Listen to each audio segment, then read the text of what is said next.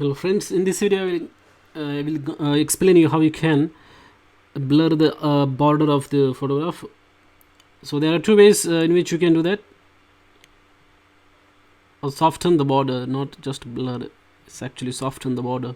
So to soften the border, what you can do is you can use eraser tool. That is one way of doing that. So make sure that you select this style, and then all you have to do is just drag it like that around the border. You can see the border is softened now. So that is one way of doing that. Another way is by using this rectangle marquee tool. Just select the portion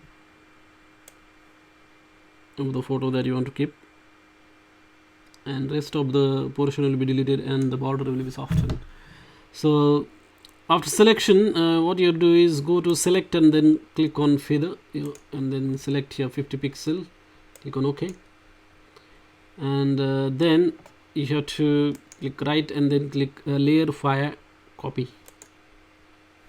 Another layer is created here. You can see layer 1, and I'm gonna hide layer 0. So you can see the border is softened. So that's how you can